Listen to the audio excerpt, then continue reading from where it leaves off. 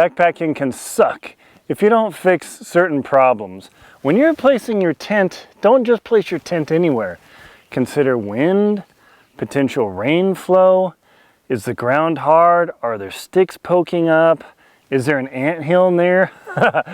I've sat in anthills. I've never camped on an anthill. One day that will happen. You never know, especially if you end up in the dark. That is a big, easy mistake to make because, boy, you can't see ants at night.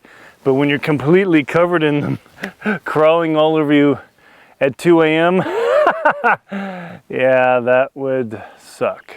If you decide to go out without a water filter, believing that the water in the nature is completely clean and has no problems, I've got a warning for you. I was in the Sierras in Sequoia National Park, and there was a water flow that was coming off of a snowpack. And I thought, oh great, I should drink it. I could see the snowpack. I'm like, let's treat it anyway. Thank goodness I did. I walk up to it, and there's a dead marmot in the creek. Ugh. Yeah, that can give you a problem. Speaking of overcoming snow problems, check out my book, The Motivated Amateur's Guide to Winter Camping. It's not just about winter camping. It gives you the skills to camp in the cold. Even in the summer, it gets below freezing. So be knowledgeable so when that time comes, you're always prepared. Speaking of being prepared, always take care of your trash when you're camping. Make sure to put it in a Ziploc bag and double check it because I have had my bags open as I've been hiking along. Like, yeah, no problem. All my trash is contained in my Gregory G-Pack.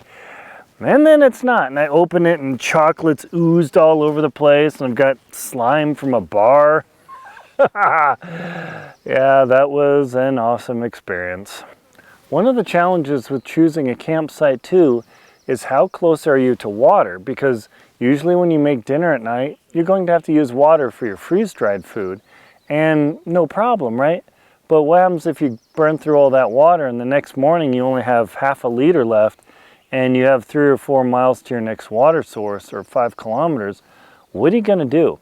You don't want to camp too far necessarily from a water source, but you don't want to be too close to be polluted. So you've got to make a balance. And again, this is a question of choosing a campsite. And making sure in the morning too that you manage your layers because it's easy to get up, pack everything on like, oh yeah, no problem. Then you start hiking, in 10 minutes you're stripping off layers like a striptease in Vegas. And then you realize like, this is a waste of time. If you start a little bit chilled, just a little bit, and then you start hiking, you can always warm yourself up, and that'll save you a lot of time and frustration to make your backpacking experience better.